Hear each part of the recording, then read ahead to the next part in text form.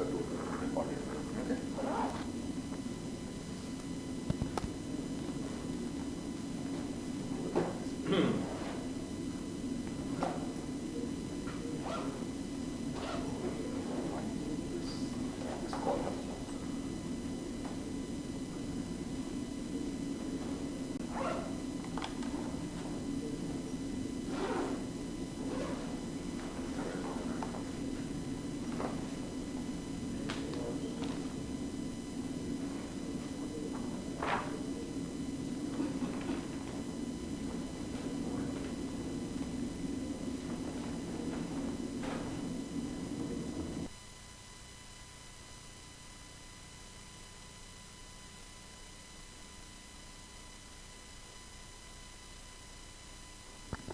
Hello. Hello. Hello. Hello.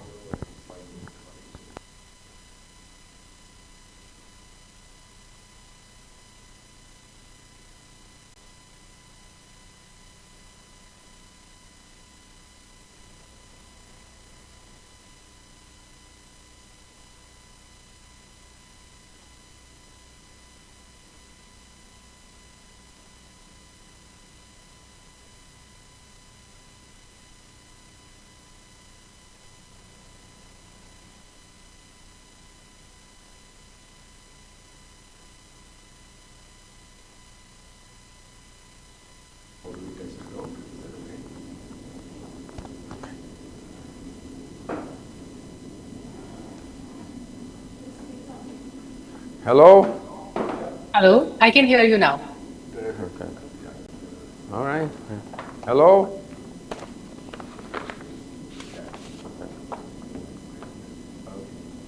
Yeah, no, you can go ahead. Just click the recording button. Because we usually, put it out on our page. Okay, great.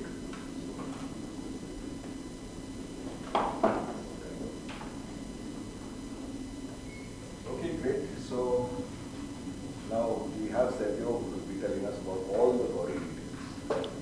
Telling you what? All the details. Ah, okay. That's at best wishful thinking because there's too many details. But right. So some of the details. I think more will be some of the ideas that anybody then wants to kind of go more detail in the paper will have some of the tools in order to be able to do that. So first of all, thanks again, Mann, for the invitation to talk here, and thank you for coming for the second lecture, the faithful ones, and I hope you enjoyed. Yes. Are there any questions from what we talked about yesterday? So yeah, before starting with the proof, I'm going to do some preliminaries. So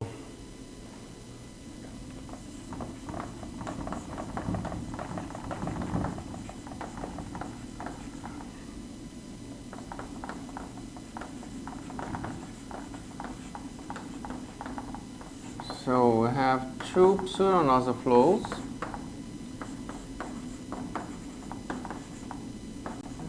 Closed.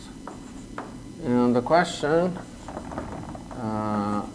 when are they orbit equivalent? Which means there is an say H from M to M, H homeo, and sends orbits to orbits, and preserves orientation. And you can have a definition without preserving orientation as well. Right, so first I'm going to change this problem into a problem. This is a problem, okay, so I need to have a homeomorphism between 2-3 manifolds. I'm going to change it to a problem to find a two-dimensional thing. So it's going to be a homeomorphism between what is called the orbit spaces. So we will change this to find homeo of a two-dimensional set,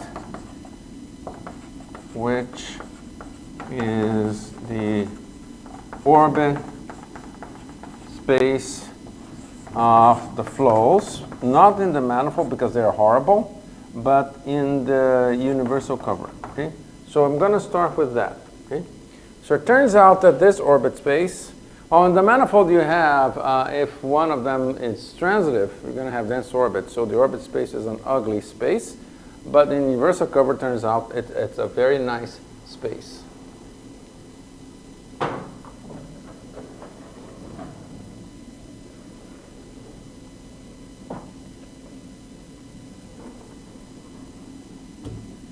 So first result, there's a theorem which is essentially very basic, and this was proved by myself and Lee Mosher for Pseudo-Anosov, and previously was by myself and Babu for Anosov. So first of all, to guess. Suppose we had suspension on the flow, which is sort of the easiest here, right? So to get the universal cover, you unroll this, so you get T2 cross R, and then you unroll the T2 direction. So the universal cover of T2 is a cross section to the flow in universal cover, and therefore the orbit space is R2 in that case. That's very easy to see, and this is what's always happens. So if the flow is Pseudo-Anosov, then the orbit space, which I'll denote by O, which is the quotient of the universal cover by the flow lines with the quotient topology. This is homeomorphic to R2, which was extremely simple to see in the case of suspension, and I'm going to go over the arguments to see what happens in the general case. Okay? So the ideas, and I'm going to do it for Anosov because it's a little simpler. For Pseudo-Anosov, you have to work with essential laminations. Essentially, you have to roll up the singular leaves, the ones that have singular orbits, into two-dimensional planes and work with the ideas of essential laminations. This is a little more technical. I don't want to get into that. So let's talk for Anosov. So, and I'm going to prove a few things. So first, the orbit space is, what do I want to say? Yeah, it's two-dimensional. Okay. So every point has a neighborhood which is two-dimensional. Okay. Every point has a neighborhood which is homomorphic to a disk. Okay. And we're going to use the a lot of stuff from the two-dimensional foliations and the Novikov theorem, as I mentioned yesterday. Okay? So this ties in, a lot of sort of the basic stuff ties in with stuff which is really important for foliations and for free manifolds. Okay, right. So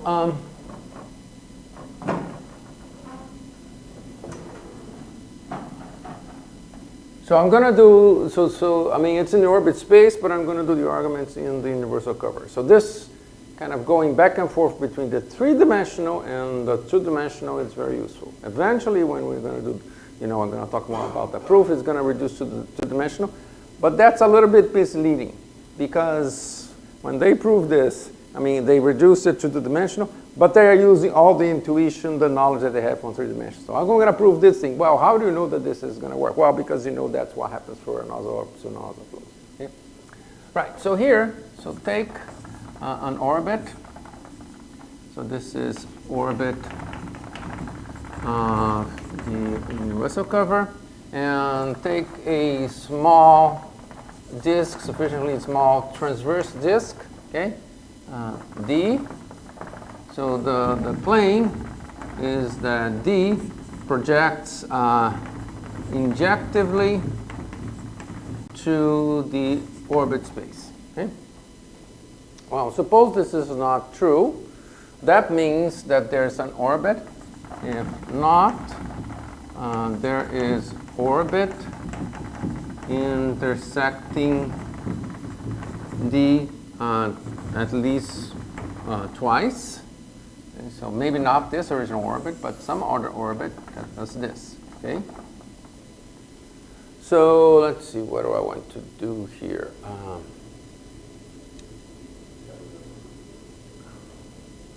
Yeah, but it's going to be actually a little simpler than that.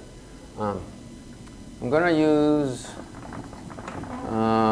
the stable foliation, and let's suppose that this is stable here. It's a disk which is a sort of a product disk, stable and unstable. Okay. So if in different local stable sheets, so I have the return, so this is stable, and I have the orbit returning here. Okay. So what I can do is I can perturb to a transversal to flow. Okay. So this will be in the same stable leaf. So then I can do connect it transversely, and this thing I can change it little by little here transversally, and then end up with transversal. So I'm going to get closed transversal to this stable foliation in the universal cover. This not possible since this foliation doesn't have the sort of the bad guy, the rape component. So this was Novikov. So Novikov proved, one of the other things that he proved is that not only the leaves are pi1 injective, but they also, closed transversal are not no homotopic, which is this here. Okay? So this is not possible if they are in different local sheets. If they are in the same, so if in same local stable, but then recall that by, again, a Novikov, that the leaves of this are properly embedded planes.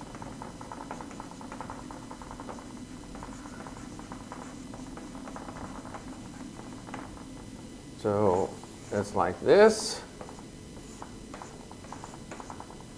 So if I go in an orbit, I cannot return very close to itself. Okay? Cannot return close to itself. So that's also not possible. Okay? So as you can see, this was totally Novikov, both cases. Okay? This is a very big theorem in for foliation three manifolds. That was one of the main reasons why Novikov got the fused metal. Okay? Right. So it's two-dimensional. Right. Also, it's simply connected. Right. Because the M tilde is simply connected. In other words, if I have a sort of a loop here in the orbit space, I can lift to the universal cover. That would mean a loop here, whatever, but ends in the same orbit. But because it's simply connected, well, this bounds a disk, so you can adjust, and so it's simply connected. So the key property that we need, so I already know it's two-dimensional, Actually, we'll see that it's non-compact, so it could be S2. But the key properties that we need is that it's Hausdorff. Okay. So let's see that.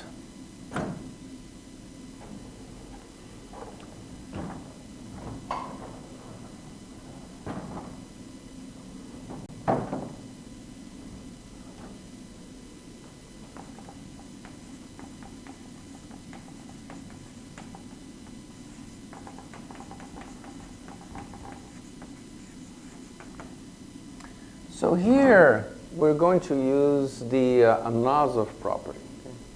So suppose not Hausdorff.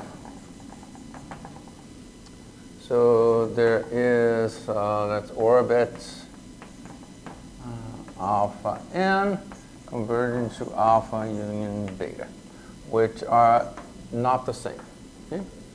Right, so there are points Pn in alpha n converging to P in alpha, and Qn here converging to point in beta. Okay, right. So obviously length on alpha n from Pn to Qn goes to infinity, because of the local, so the foliations are locally a product, and as long as it's a bounded length, then for very small neighborhoods it's going to be a product. So product means, the flow lines are like this, and if I have a fixed length, and if I restrict to a very small neighborhood of it, it's going to be a product. Okay? So this has to go to infinity. So either the Pn is flow forward of Qn or vice versa. So without loss of generality, we can assume that the Qn is forward. So Pn and the Tn times goes to infinity. Right. So I'm going to change Pn to Pn prime in the same stable leaf. So Pn prime are all in same stable. Unstable. So if I change this slightly, so actually they're going to be all in the unstable of P. So change this, so some Pn prime in the same stable of Pn, and now Pn prime is in the unstable of P. So they are going to be, so let me draw here. So I'm going to use the local product picture. Here's my P. Here's what I want to say. Yeah, here's the unstable of P, and here's the Pn. So if they were all in the same unstable of P, that would be better. But if they're not, I'm going to change it to here. Small change. And Tn goes to infinity, implies that the orbit it gets closer and closer. So the orbit of the Pn and the Pn prime are in the same stable. I'm flowing a long time, they're getting closer and closer. So there are Qn prime, so that this is the Qn prime, and Qn goes to 0, and still Qn prime converges to Q. Okay? This is all to say that I can assume that the Pn is in the same unstable of P. Q is in the, right, sorry, yeah, I should have said. I guess I wrote, but I didn't say, maybe, I'm not sure. Yes, but that's what I want. I want the Q here. Yes. Yeah, thank you. So this was all just to say that, with this non-Hauser thing, I can assume that the Pn are always in the same unstable. Okay? Right. So now it's going to be the same argument as before. If the Qn are not in the same unstable of Q, well, what do I have? I have the Pn, I have the P, they're always in the same unstable, and I have them getting here to Qn, and then I have Q. So I have now the unstable. This Qn are in the same unstable, and they're converging to Q, but they're not in the same unstable Q. So there are different local sheets of the same unstable intersecting here. So different local sheets.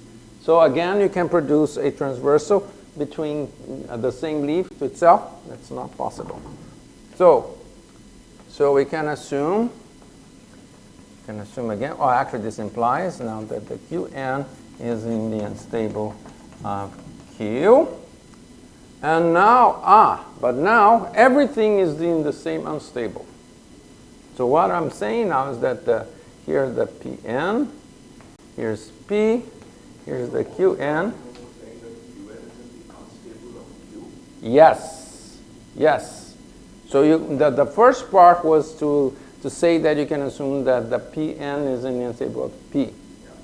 Okay. Now I'm going to use foliations. I'm not going to use Anosov properties. Not dynamics, it's foliations. If they were not in the unstable of Q, then you can get a sequence where they're all in different local sheets. So different local sheets, but it's the same. They're all in the unstable of P. So that means the unstable of P is intersecting transversal. You cannot have transversals in universal curve intersecting the same leaf. That's Novikov again. So this was foliations to get that the Qn has to be here. The assumption that the Qn is here is dynamics. So this was dynamics. This was what the Anosov dynamics was used. This is just foliations. Okay? Right. So now everything is in the same two-dimensional leaf, but in the two-dimensional leaves, in the unstable, the picture is like this. It's the leaf space here is Hausdorff. Hausdorff, so this cannot happen. Okay? Right. So we get Hausdorff. Right. Once we get Hausdorff, it's going to be a Hausdorff 2 manifold. If it was compact, well, the universal curvature will be a compact a sphere. Well, a sphere cannot be because it is a foliation. So it would have to be a torus. So we will have the universal curvature is torus cross R. But universal curvature is R3. So since universal curvature is R3, this implies that the orbit space is R2. Okay? Right. So this is the one of the main facts. Right. So let's see what do we have. So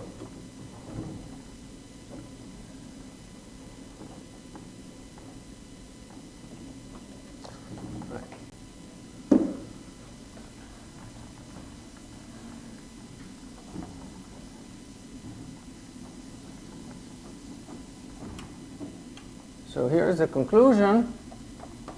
And this also works, like I said, for Pseudo-Anosov using the theory of essential laminations that was developed by Gabay Ortel.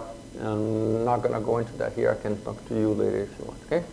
So the universal cover is like it's R bundle over the orbit space. So it's product topologically. Okay. Not geometrically in general, not geometrically at all. Okay. As a matter of fact, this is going to be relevant for us. But a lot of the arguments are going to be topological. Okay? So in addition, the fundamental group acts on universal cover, leaves foliation by orbits invariant. So the fundamental group of M acts on O. Okay.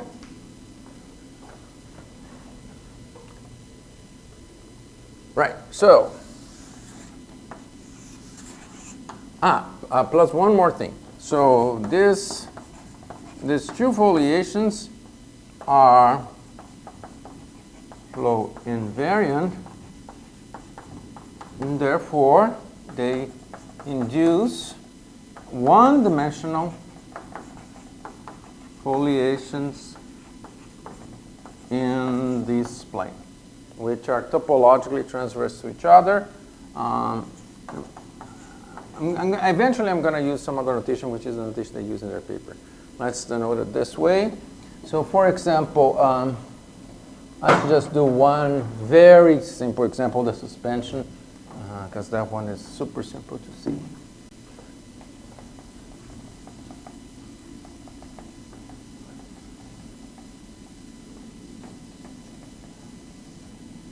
All right. So here's example.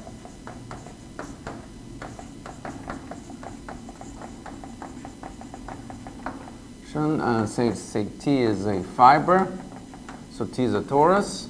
The orbit space is the same as, it can be identified with a lift of T, a lift, any lift actually will do. And in here we see that we have the two foliations.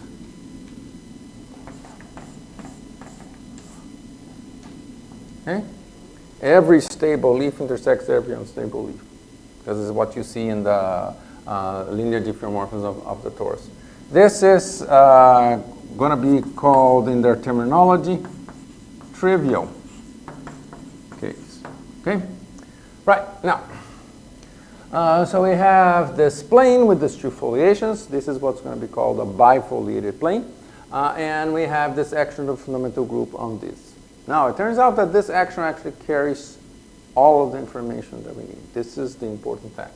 So this is a result. Action of phi 1 of M on O carries all the information. So this is well, mainly due to Hafliger, but there's he got most of the work, but there's a little bit that was done by a couple of other people.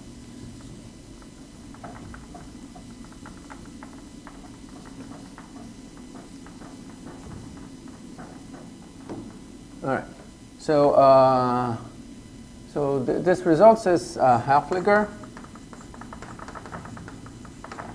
if let's say flows 1 and flow 2 with orbit spaces O1, O2, which are homomorphic to plane, and right, this is on M, okay, and actions row 1, row 2 on O1, O2, if there is homeo age from O1 to O2, which conjugates the actions. So this is going to be the goal to get, the orbital equivalence. Because if we have this, then we're going to get the orbital equivalent. But what he proved is that there is a homotopy, equivalence of M, which sends orbits to orbits and induces age between leaf spaces. And this is from the theory of classifying spaces.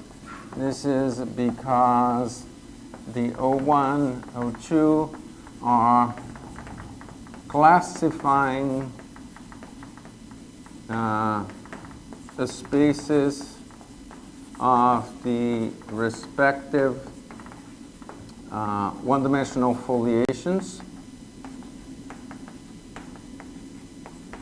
Okay. Right, so we got this. Well, we don't quite get homeomorphism, but to get homeo, it's not very hard. This was done by G's and Barbeau. Do averaging over long times.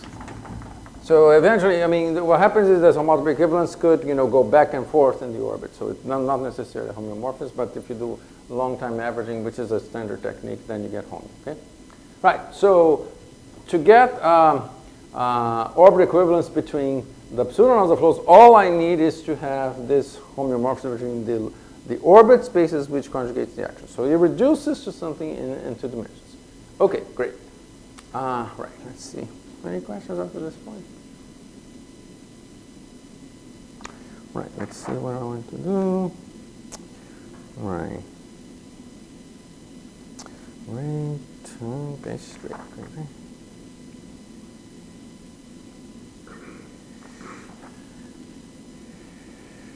Right, so, okay.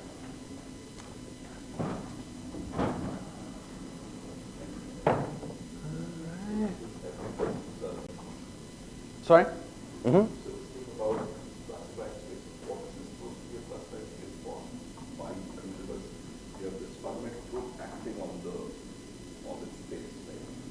So you have the classifying space for the foliation, the one-dimensional foliation. It's the R2, well, it's also because it's R2. It's the R2 that's important. Yeah. So I guess this thing is, you're thinking of this as something like a real line bundle. Yes. Equipped with a biconnection. Yes. And then you have the classifying space. Yes. Yes. Okay, so let's see.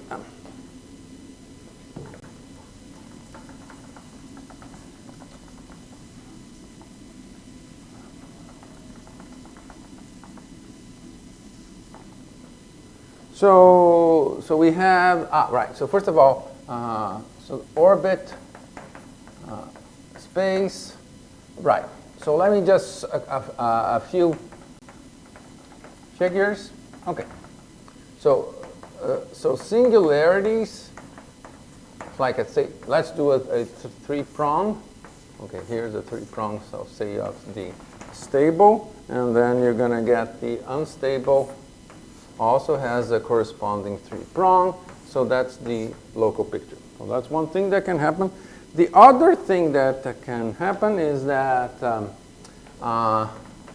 leaf space of one of the foliations, or I guess this now, which is the same, they are homeomorphic, may be non-Hausdorff. So this is going to be the situation. We're going to have two distinct leaves of the stable foliation which are non-separated in the leaf space. Okay? And this can happen, in fact, very common. Okay?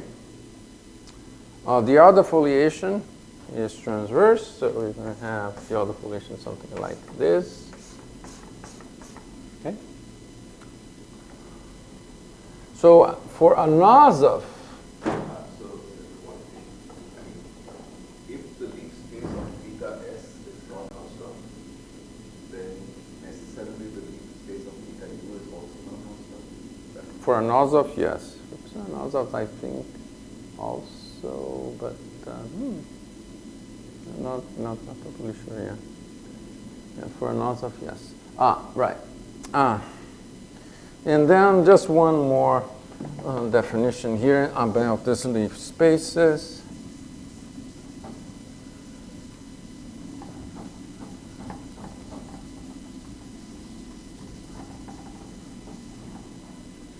So, yeah, so here we have the two-dimensional foliation, stable and unstable, but we have also the one-dimensional foliation by flow lines. So we have to be careful here.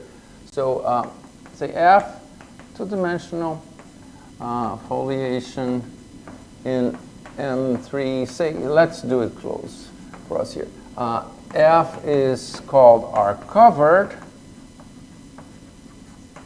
if the leaf space of the leaf to the universal cover, right. So this is actually for two-dimensional foliation, is homeomorphic to the reals. Okay? So topologically is like this. Okay? But geometrically be very complicated. So that one is not R-covered. That I'm drawing kind of like a foliation, but it's not R-covered.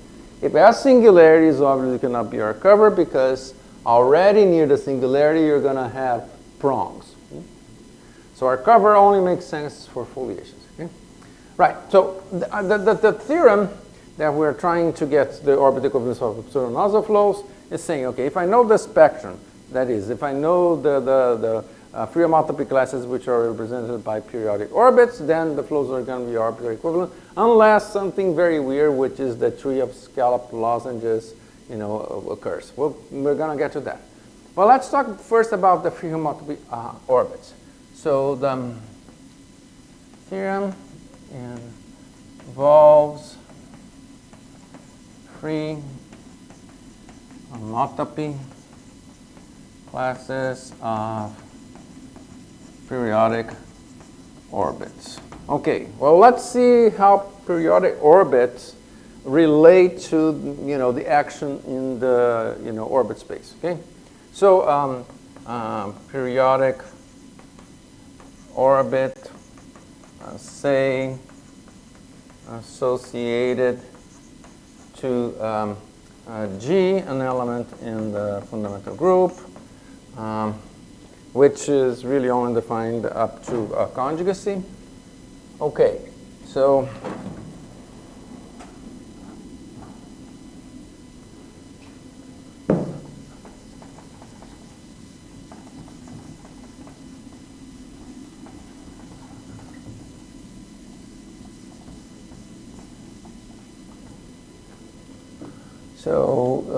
orbit is alpha, and associated to G means there is alpha tilde lift of alpha preserved by G. Okay, there is because it may not be only one. For example, geodesic flow clays, actually there's infinitely many which are left invariant by the same G. Okay? Right, so this means that G of alpha is equal to alpha tilde.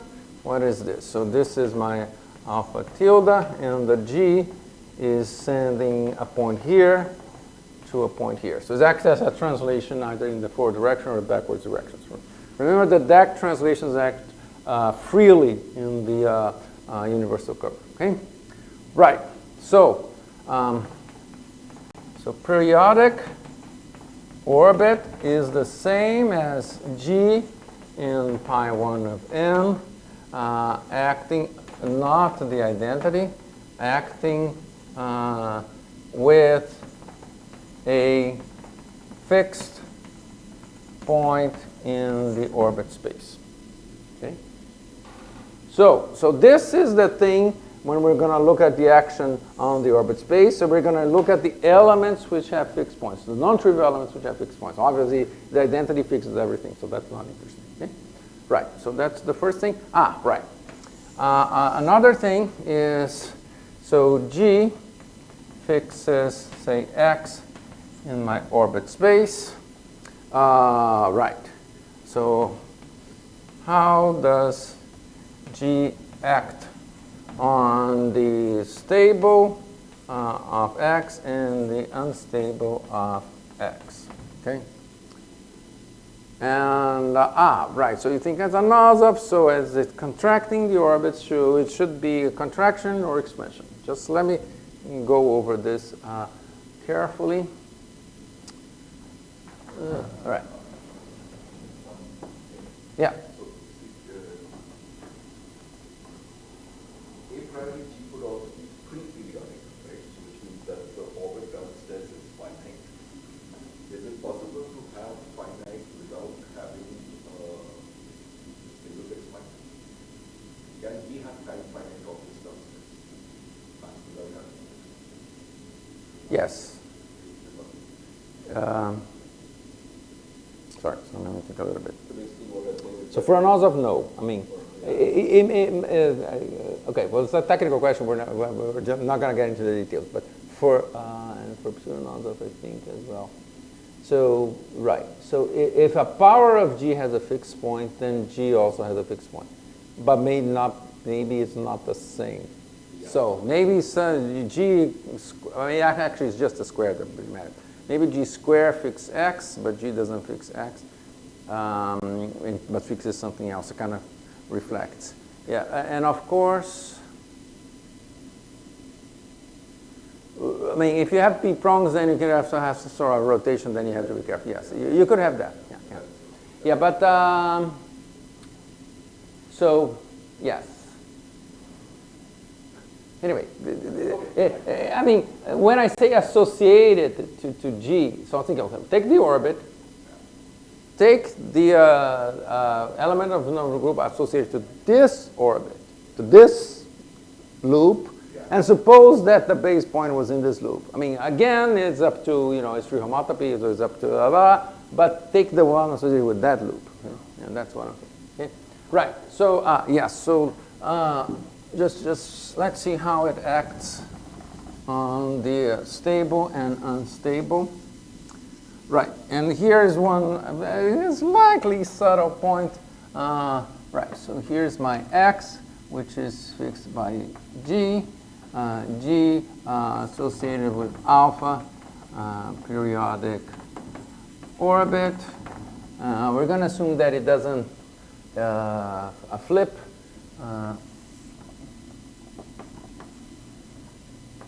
So this is stable. And this is unstable. A flip, it means that and suppose that this is Anosov just for simplicity. And suppose that the stable and unstable leaves are not made as bends, or it would flip. Okay. Let's suppose that G associated with the forward direction of alpha. Okay. So here's my alpha tilde, and here the G is doing this. Okay, so I'm going to say that G contracts, so you think stable, right? Right, G is going to contract stable? No. G is going to contract the unstable and expand the stable, okay? And the reason is because it's the opposite of what you would think, because this is the group action rather than the flow, okay? So if I have a point here and look at the stable correlation of the flow lines, it's going to go by G here, G of P, and it's going to take a segment here to a segment, let's call this S, this is G of S, a segment of the same length, same size. But when you go forward, things are converging, so this is bigger. Okay? So it's sending an orbit here, it's sending this orbit to this orbit here, which is farther, okay? And vice versa. Okay? But it acts as an expansion. If it goes in the forward direction, acts the G associated with the forward direction acts as an expansion in the stable and a contraction in the unstable. Okay? Right. Okay. So let's see. What is the goal here, or the sort of the very naive strategy?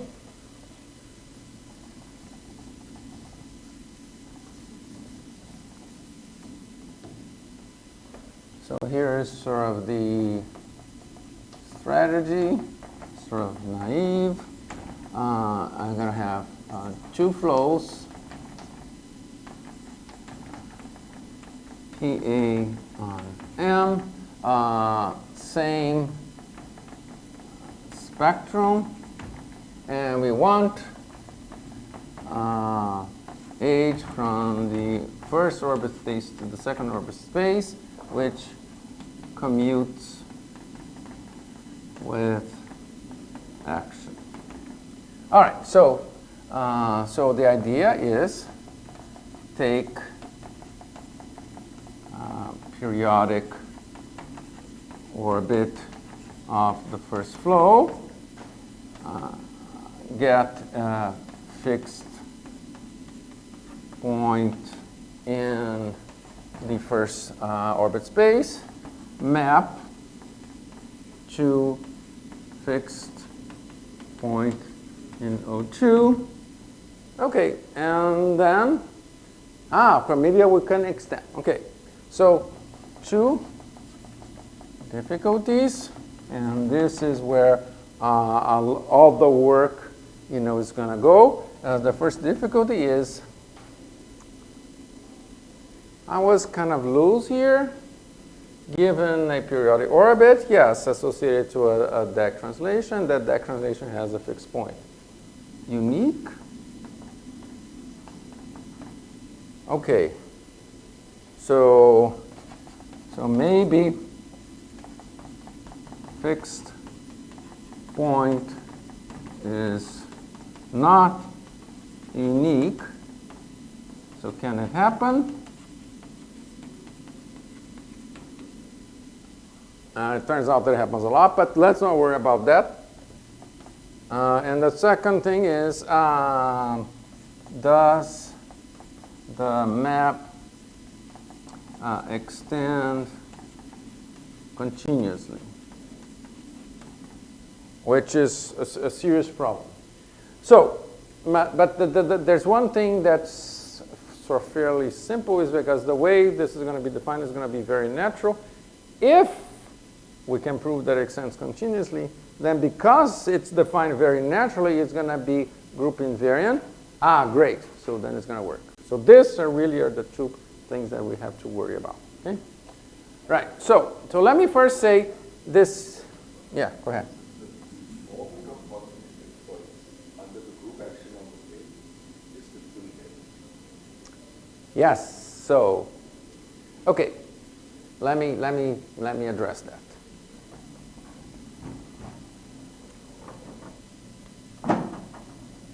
Well, this is sort of like a preliminary step.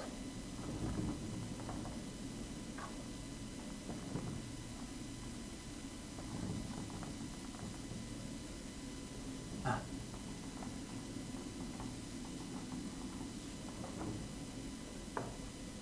really should use this one now. Yeah. Okay.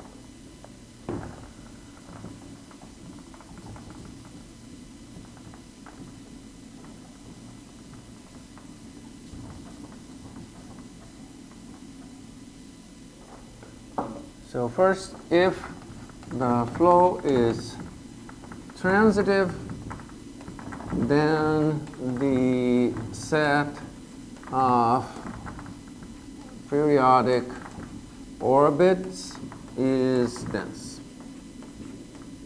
Okay, so yes. Now, associated to this, so there's a preliminary result. And this comes before reducing to just two actions on planes. So if same spectrum plus 1 is transitive, then the other is transitive as well. What you do is, if it's not transitive, I mean, this really uses the dynamics, so you have to use the Pseudo-Anosov dynamics.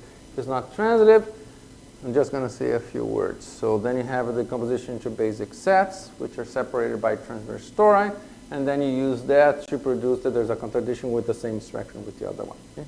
So as a matter of fact, so then, okay, it turns out that it's enough to assume that both are transitive. Okay, great.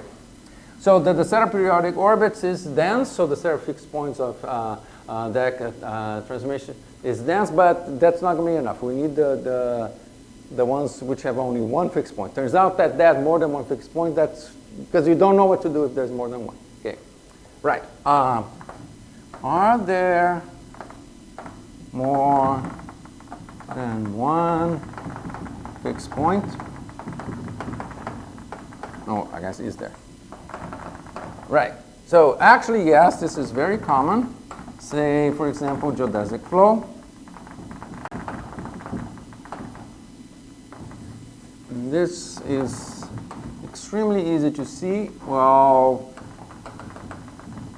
so closed, the closed orbits are just closed geodesics here. Okay, let's do a simple one, which is simple to close geodesics, which is simple to see.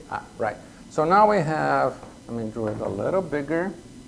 This is a closed geodesic. So I can think of this in terms of the manifold is the set of, unit tangent vectors going in one direction. Okay.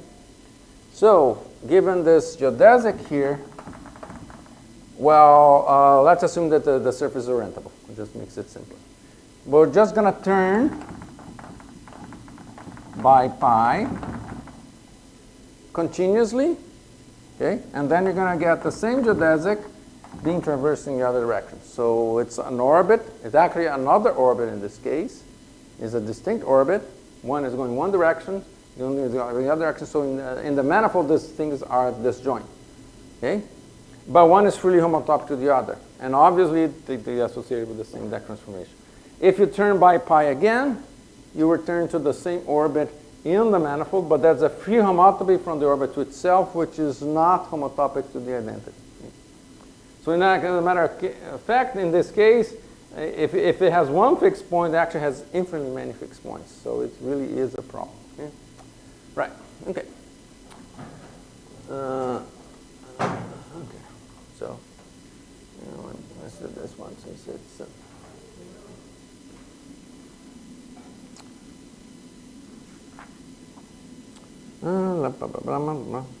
Okay.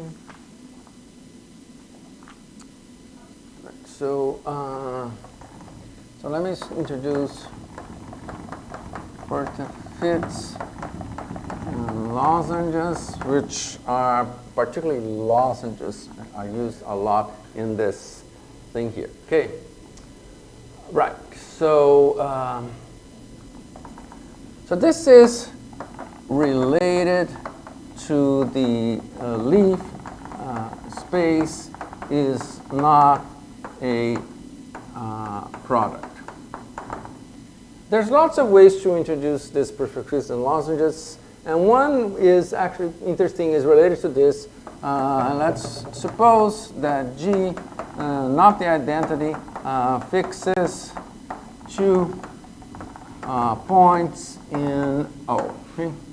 Point X and point Y. Okay. Is there any structure between X and Y? How are they related? So the first thing to notice is that the stable of X and the unstable of Y cannot intersect. Because if I always have to worry about orientations here, but maybe G fixes X, but maybe doesn't fix this ray here of the stable. But up to power, G fixes rays, so fixes this ray, fixes this ray. Now, these are foliations in the plane. The intersection of a stable and an unstable is only at most 1 point. Intersection is at most 1 point. Okay? So that is this point. If you have a 2-point intersection, that would mean that we have a tangency of the 2 foliations. Okay? So, but now the G fixes this ray, G fixes this ray, therefore it's going to fix this point. But now this is impossible because I'm going to have 2 points which are fixed in the same stable. Remember, in the stable, it was the G was expanding or contracting depending on whether it's forward direction or backward direction. So this can't happen. But is there any relation? Well, it turns out that they are connected by kind of this almost rectangles, which are the lozenges.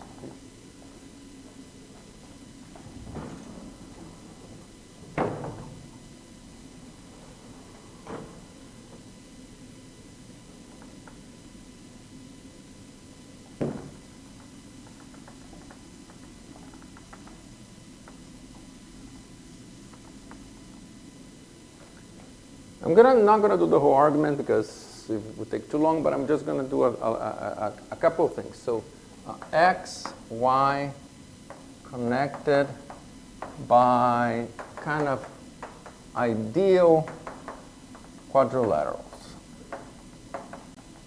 These ideal quadrilaterals are called lozenges. So they couldn't be, with actual quadrilaterals because of that argument. Okay? So here's my x. So what I'm going to do is, this is the stable, and I'm going to look at all the unstable of x, and I'm going to look at all the stables intersecting the unstable of x. So look at all S leaves intersecting the unstable of x. This set invariant by G, and also y is not in this set. Okay? Because if y is in this set, y would be here. That would mean the stable of y is intersecting the unstable of x, which we just saw it's not possible. Okay? Right. So either y is in the boundary of this set, one possibility, or there is a unique leaf L in the boundary, let's call this set U, in boundary of U, separating U from Y. Okay? This L is here. So either the Y is here or the Y is here. Okay? But the G leaves invariant the Y, G leaves invariant this set U, therefore the G leaves invariant this. So G of L is L, means that there is a fixed point Z in L, fixed point of G. Okay? So we're going to draw another figure.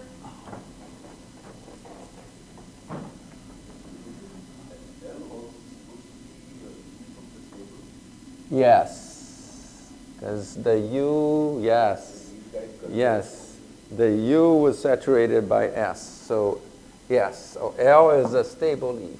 Very good, thank you.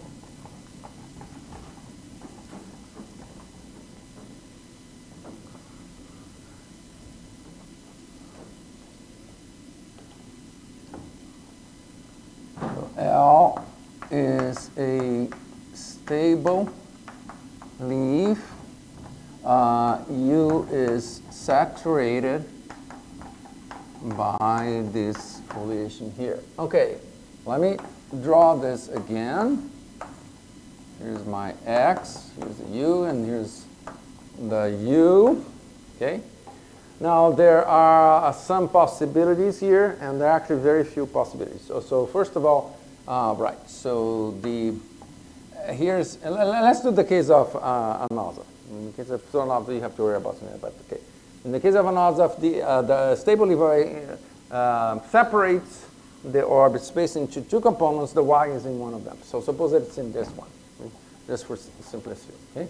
So right. So it's in the boundary. This L is in the boundary. So there are Ln in U. Ln converge to L. Okay. So the claim is the Ln converges to the stable of X, or escapes intersection with the unstable of X. So I'm saying that, remember the Ln's are these leaves here. So either the Ln's are converging here, and that would mean that my L is a leaf non-separated from this leaf, or the Ln's are converging to infinity. Because if not, then the Ln's would be converging to some L prime here, But this has to be, so this converges to this, so my L here is not separated from this. But remember, the L has to be invariant by G, but this is not invariant by G. If you apply G, it's going to go either here or here. Okay? So there are only two cases, one case which is this, and the other case where the L is here.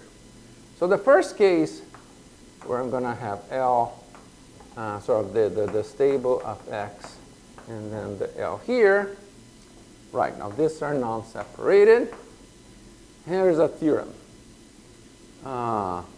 Right, okay, so now I have two leaves which are non-separated and they're both fixed by G. Okay, so now look at the unstable leaves which intersect. There's one stable leaf intersects this, and one stable leaf. If you go close enough, you get one stable leaf intersects this, and the same one here intersects this and the other one. Okay? Now look at all the unstables between this and this one. Look at the first one. First U. Okay? Now the G fixes this, then therefore the G fixes this. Okay, now I'm getting to the lozenge. Okay? So now finally I got to this. I'm not going to do the other situation because of time. Okay? So I got to this situation here. G fixes this and fixes a point here. G fixes this and fixes a point here. Two different foliations. Okay? This is okay so far because they don't intersect. Okay? But if it's this, then I also fix this in here, and I fix this and also fix this here. What's happening here, this is what's called a perfect fit. Okay? So first of all, this, remember, was the first unstable that didn't intersect here. So that means that if I move a little bit here to this side, arbitrarily close, it's going to intersect that. Second thing was that this G is non-separated. This leaf here is not separated from the L. That means that there's the collection leaf which limit to G which intersect this. Well, if they are limiting here as well, they have to intersect this. So also if you move this a little bit here, you're going to have intersection here. So this leaf and this leaf do not intersect. No intersection, but barely. Because if you just move arbitrarily close here, you're going to intersect this. And if you move the unstable arbitrarily close, you intersect this. This is what a perfect fit is. They don't intersect, but they almost intersect. That is, in other words, perfect fit is a embedding. This is embedding of a rectangle into the orbit space, which is properly embedded, but I'm going to remove this point. So it's an embedding of 0, 1 plus 0, 1 minus 1, 1 into the orbit space, which is proper. And the horizontals go to say stable, verticals go to unstable. So these two leaves don't intersect, just barely. Okay? So you get this, and then you can show that this here you also have the same thing. This object here is called lozenge. It's like a quadrilateral, but has two sort of ideal or asymptotic points here. Okay? Now the dynamics works. Okay? Suppose that G fixes this point and acts as an expansion here. So there's no contradiction because it's going to fix this and it's actually going to act as a contraction here. Well, it expands here but contracts here. Same thing for the other one. It expands here, it pushes down here, it contracts here. So as a matter of fact, what this is saying is that when you project it on the panel, this orbit is freely homotopic to the inverse of this orbit. So if this goes to alpha, this goes to beta, alpha is freely homotopic to beta inverse. Okay?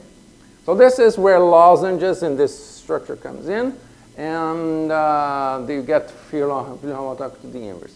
Let's see. I do have that here. So if you look at the orbit here, and geodesic going one way and you turn pi, goes geodesic go the other way, they're freely homotopic. But it's freely homotopic to the inverse of the other one. Because suppose that it's going this way, you're getting these vectors this way, and then you turn, you're going to get the vectors going this way, but you're moving that way. So that means that you're going in the opposite direction of where the flow is going. Freely homotopic to the inverse. Okay? Right. So this lozenges appear whenever you have a DAC translation which fixes more than one point. It turns out that you can continue this. They're going to be, the X and Y are going to be connected by a chain of this. So let me draw that. Yes, I want to go to this one.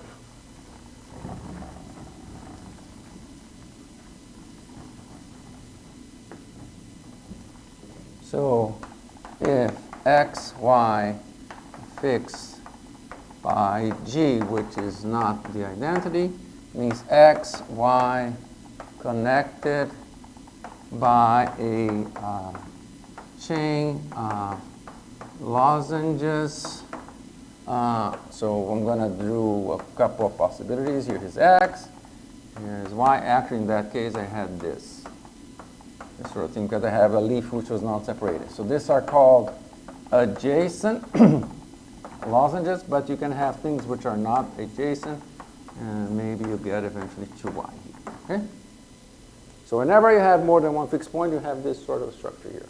And this lozenges is actually what controls of a lot of the structure that's happening in the universal cover in terms of the action of the fundamental group. Okay? So look at some lozenge and you look at the maximal collection of lozenges in the space there. So it means basically you look at all the fixed points of G. Ah, yes, yes. That will turn out to be relevant. Yes, go on. So which means basically all of them come in some connected die like this. Mm-hmm. And you could construct some kind of a dual graph with this. Is that a tree? Yes, yes, yes, yes. It's always a tree. And the simplicial tree. Tree in the normal sense. Yes, yes. Yes, because, you know, I mean, remember, the orbit spaces are two. So you think of this as a segment, and then, you know, you have a... There should be a kind of an argument to say that you can't have rectangles going round and... Well, yes, but it's R2, right? Yeah. So right. So I mean, let me understand what you're saying. So you could have things like this, but that's not what you want, right? So you want things which, you know, the one and the consecutive one intersect in this orbit here. This is called the corner. And if it's, so there's, right, so some sort of very basic thing. So at each corner there's, so let's say for Anosov, there's 4 quadrants, so there's 4 things. And once you get into, once you cross here, that you're here, you can have a cross back because the leaves separate. It's R2. It's R2. So yeah, it's always a tree. Yes, but it could be complicated. So you could have infinitely many. Well, actually, we already saw that. I already said, because in the case of the geodesic flow, we can just keep turning. But you're going to get something like this. It just keeps on going like that. If it's infinite, in the case of geodesic flow, yes. Okay. And just right. Since you asked, let me just say one other case where there is a z action.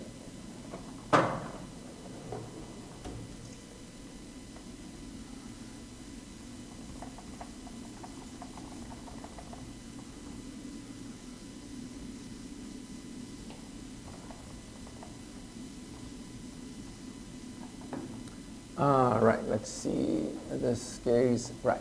So if there are infinitely many Ln, say, in the stable, non-separated from each other, so first of all, can happen. for example, in what's called the Bonatti Langevin example, this, I probably don't know, this was the first example. This Anosov transitive with a transverse torus and not suspension. So the transverse torus did not intersect every orbit. Okay? And this case had exactly this. In the universal cover, I mean, they didn't know it, but eventually we discovered this, that infinitely many orbit leaves which are not separated from each other. Then the figure is going to be what's called the scalloped region, which is in the, in the statement of the theorem.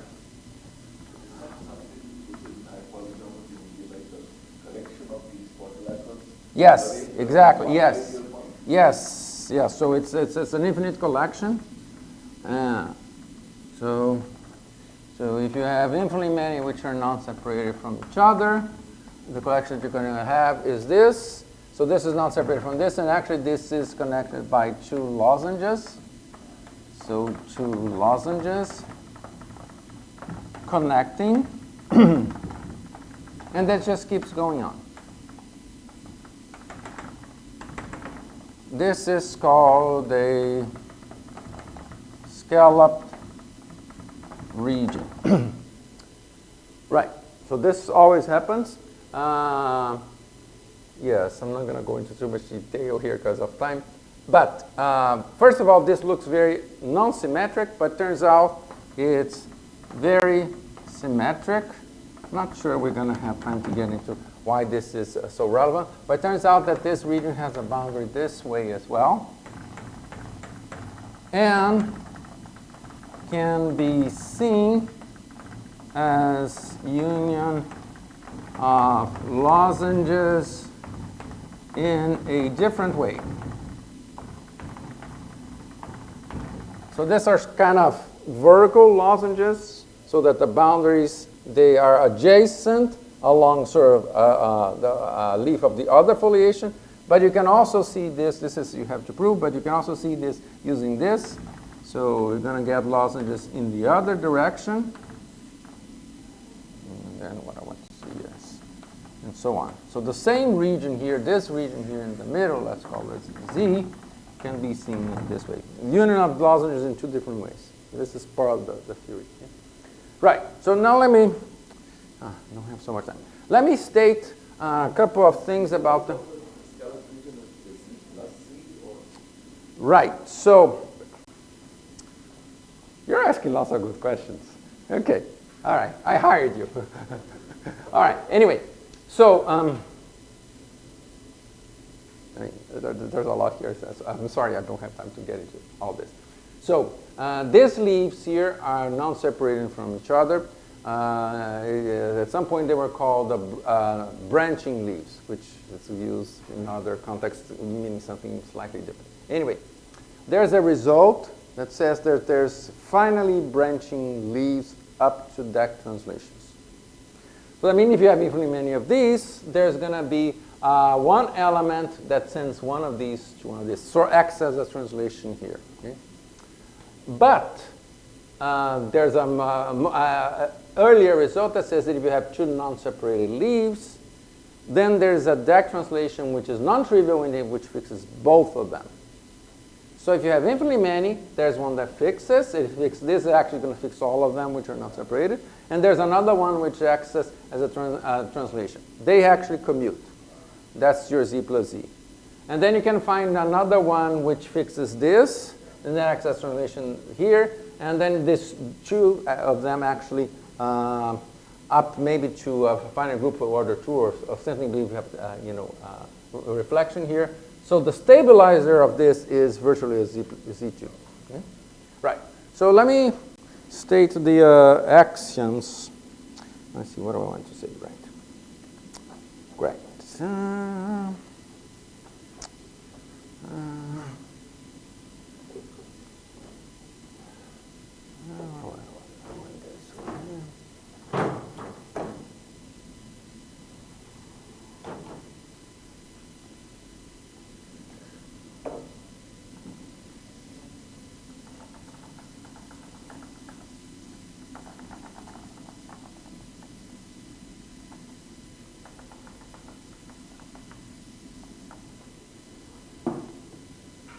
So first, definition, bifoliated plane, and I'm going to follow their notation. So P is a plane. These are singular, one-dimensional foliations, possibly singular, could be non-singular as well, and are transverse. So think the orbit spaces of Pseudo-Anosov flows. Okay? Right. So then the axioms. There's actually 6 axioms. This is what they called a Anosov-like action.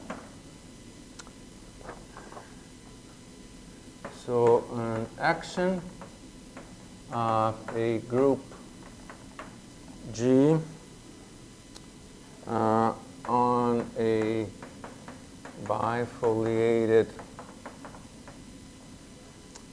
plane, preserving each foliation is Anosov like if it satisfies the following. So there are going to be 6 conditions.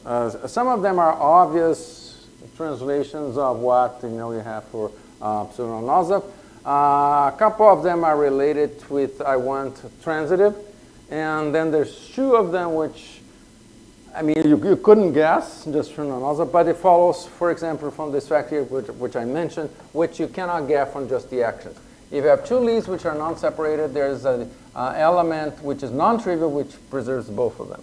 And then one more technical condition. So let me just state, so the conditions. So A1, if G is an element which is not the identity, fixes L in one of the foliations, then it has a fixed point X in L, and it is topologically contracting in one of F plus or minus X, and expanding in the other, which is what we understood was happening if you have a periodic orbit. It's going to contract or expand in the stable and then do the opposite in the other one. Remember, the actions, the plus or minus, well, it's one of the other, but given if something that comes from Anosov, you wouldn't necessarily know which is the stable or unstable, which is a sort of point eventually. Okay? So this is the first axiom.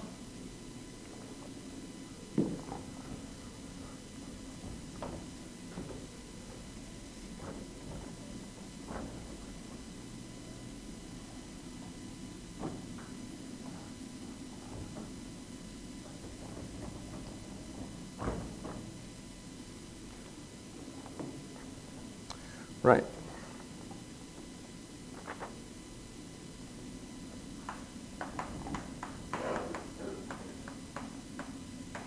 The action is topologically transitive. Dense orbit, there is a dense orbit, which for transitive Pseudo-Anosov flows we know that's true. A3. Right. The set of points which are fixed by some G in G, not the identity, is dense in the plane. Right, so for Pseudo-Anosov, some things that come from Pseudo-Anosov, A2 and A3 are equivalent. But if you just start with an action on the plane, you wouldn't know that. See, that's difficult here because we're only going to have the two-dimensional setting. We don't have the three-dimensional setting. So this is one thing where equivalence of these two is not clear how to get it in general. A4, each singular point is fixed by some G, which is not the identity. Right.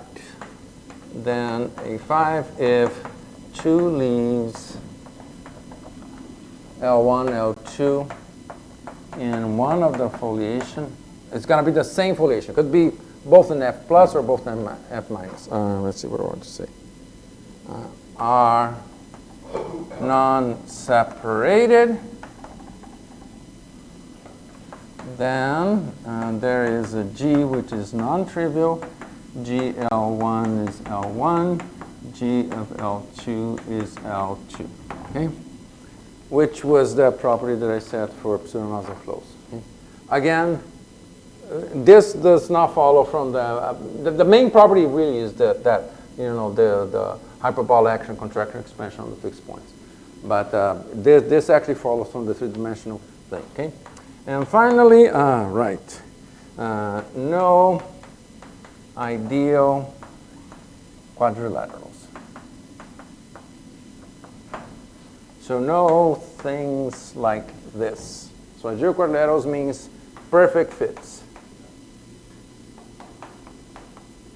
Again, they told me this is a very technical thing. They cannot get rid of this just with the other axioms. This cannot happen for Pseudo-Anosov flows, but it's also not a very simple proof. Okay? Right. The singular points are necessarily countable, right? Yes, yes. From discrete collection. Yes, yes, a discrete collection. Yeah. And Because it's a foliation. From foliation, you know, you're going to have a point. It's a plane, so you know, you got to, yeah. And for A5, is there something that you can deduce from this where there's some maximal chain where G actually fits? I mean, suppose you have L1 and L2 asymptotic in one direction.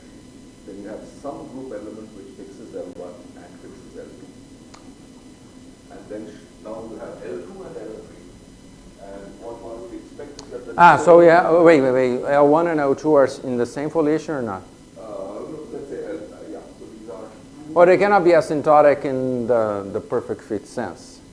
No, it's basically Oh, if they're non-separate, so if they're non-separated, there's a G which fixes both of them. Yes, that's the axiom. Yes, now suppose you have L2 and L3 which are also non-separated. Right. You have some other element. Oh, it's the same because remember the, yes. They should be the same element. Right. So there's work to show, for instance, that the stabilizer of each leaf is most cyclic. There's a lot of stuff. Okay. So yes, and obviously I'm not going to have time to go into a lot of stuff, but from non-separated, they actually get this picture here, which mimics the proof for Anosov. That means that you're actually going to have a chain of lozenges which connects them. But this needs a proof. Okay? But essentially, what they did was, what is it that we need in order to be able to mimic all of the arguments of Pseudo-Anosov? Okay? This is what we need for the proof that they want. This is what we need. So, for example, non-separated, which is really need to understand the structure of that, and we're not going to have time to get into that from the proof, but they need to understand the structure of this. So, in the beginning, they don't need as much, but they need the A5. Okay? They don't. This is actually, I think, used in one or two spots in the proof, way hidden in some complicated thing where they use it for something. Right. So, I'm not going to have time to do much, but I'm just going to say. so there were two problems that I said, okay, we have the fixed points. I'm going to send to the fixed points. But one problem is, okay, maybe a G has lots of fixed points, and then I don't know what to do. Yes, that's exactly what they work around. So they right. So they defined X is non-corner if X is not a corner of a lozenge. So we had this, I talked about this result that if you have, for Pseudo-Anosov, if you have some G non-trivial which fixes 2 points, they're connected by lozenges. They have the same result. If you have a G which fixes 2 points, then they're connected by a lozenge. In particular, the fixed points are corners. Okay? So they are interested in fixed points G in, say, P, which are not corner. This is called NC, non-corner. We know that the set of fixed points by the axiom A3 is dense. There is a result here. So here is a result. The fixed points which are non-corner is dense in P. Okay? Right. Okay? So one result that they do is, after enormous amount of work, show that non-corner for one action, a fixed point, is also non-corner for other for dense set. And I have 5 minutes. From now on, I'm just going to say things without basically any justification. Okay? Right. So, okay. So now we have, so the here gives, that's from the NC, from the first plane to the NC of second plane, there's a map which is called H. So H defined on dense set of P1 to dense set of P2. Okay? This H they want to extend. Okay? So in particular, they want to show that if Xn in domain H and Xn converges, then H of Xn converges. In particular, okay? This turns out to be not always true and is associated with the existence of the tree of scalloped regions. So, but it's very specific. So they prove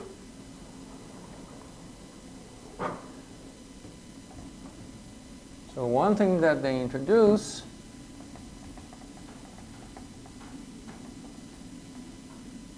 sort of one main sort of a tool is TL, which means totally linked, or PL, which is partially linked. This means the following: 2 points are totally linked if it's what you expect. So this is the point A, point B. Take the leaf of one foliation of the one and the other foliation of the other one, and you have intersection. And same thing for the other. This is totally linked. Okay? Partially linked means you have one of them but not the other one. Okay? So it turns out that if two fixed points are TL, then lots of consequences. Okay, so this study of the TL is what they do a lot. So in particular, I forget exactly. So for instance, they have a fixed point of alpha and B fixed point of beta. It depends on whether they are fixed and they're contracting or expanding. Then the alpha n beta m for n m positive have fixed points which are totally linked, etc. Okay? So they start working with this sort of things. Eventually, what they show is that, so eventually, for this age here, which was the set of points which are non-corner, they show that x, y totally linked, then age x, age y are also totally linked. Well, this takes an enormous amount of work, which is just very technical, but it's like magic. They really start doing it little by little. You know, it's amazing what you can get from just knowing fixed points. And it's starting like this. So for example, if let's see, what do I want to do? Suppose that the alpha was contracting here, and the beta was contracting here. Okay? So if you apply beta m, you get this interval and you contract, goes here. Then you apply alpha n, well, it's going to contract this interval, so it's going to send this interval here, which is the same as this interval, to some interval here. So it's going to send the original interval to some subinterval, so it's going to have fixed point. So this is for nm positive. So they're very careful with not just, well, it's some powers, no, it's positive or negative, etc., etc. So, and they start working and they obtain kind of converse things. If you get this for sufficiently enough transformations associated to them, then the fixed points are actually going to be totally linked or linked. Okay? So this is an enormous amount of work. They also show that age sends lozenges to lozenges, meaning if you have a collection point which is inside a lozenge, then the image is going to be inside a lozenge. Well, this is amazing. When I saw this, I said, no way. No, this is not possible. But yeah, they prove it. Now here's the problem. I'm going to finish with that. And I'm not going to explain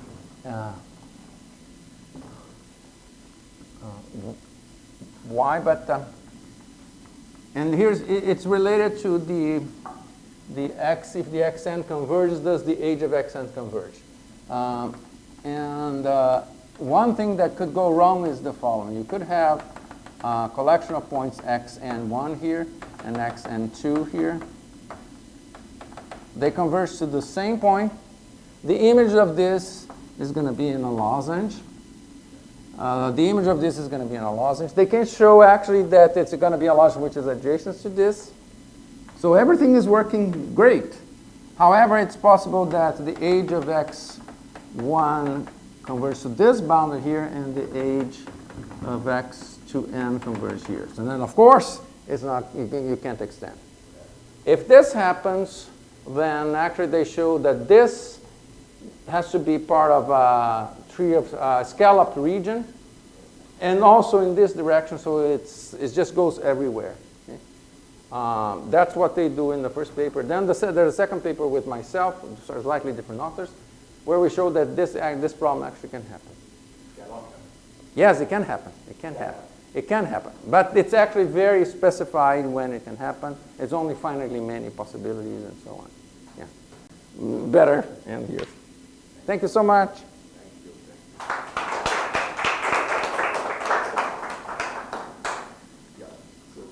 Any final questions? Yeah. Sorry? Why are non-corners dense? Iron non-corner dense. Okay, great. Yes. So Thank you. That's a simple thing to do. Right, so non-corners.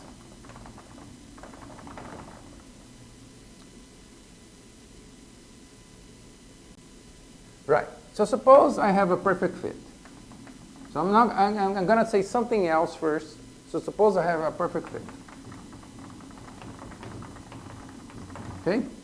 Now any point here so that the one leaf intersects this and the other leaves intersect this, this cannot be corner in this quadrant. In this quadrant here. Okay? Because if it was corner, this leaf has to be make a perfect hit with some leaf here. This has to make a perfect hit with some leaf here. But this leaf, if it's a corner, this leaf has to intersect this, because lozenge is this sort of thing. But the perfect fit here makes this not possible. Okay? All right, so now keep that in mind, and suppose that you have, I'm just going to do it for if there's non-separated leaves. Suppose there's non-separated leaves. Okay? Right. So if I have a point here, well, we cannot have a corner of a lozenge this way by that, or in this way by that. But it could have a corner in this direction here. Okay. So what they do is get a periodic orbit here. Periodic. And now let's get the action of this lozenge here. Act the deck transformation which fixes this on this lozenge contracting. Well, it sends this lozenge here to something like this. Now look at the intersection. What do I want? I guess I want this intersection here. Yes. So now a point here. Well, we couldn't have a logic going this way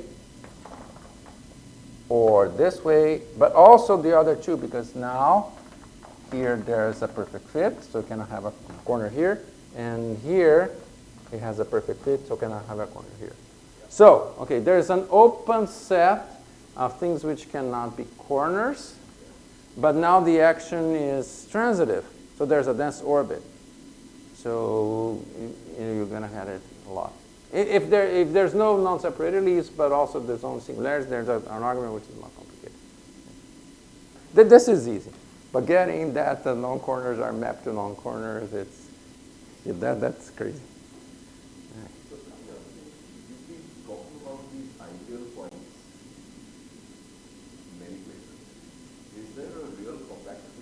Yes, so I forgot to mention, right. So yes, so you can always compactify with the circle. I do that for Pseudo-Anosov flows, and they do that. And that's not actually done anymore generally, but Bonatti actually did whenever you have actually just one foliation. But if you have a pair of a bifoliation, you can compactify with the circle, sort of a canonical way, and you can extend the action there, and that's used a lot as well. That's used in this totally length there because it's easier to see, because then you have an action on a circle. It's easier to see when you're going to have fixed points and so on. Yes. For sure, yes. Yeah, that's really useful. And as a matter of fact, I didn't mention that, but a corollary of their work is that if you know the action at the circle, that determines the action in the EF. Yeah, which is what you would expect, right?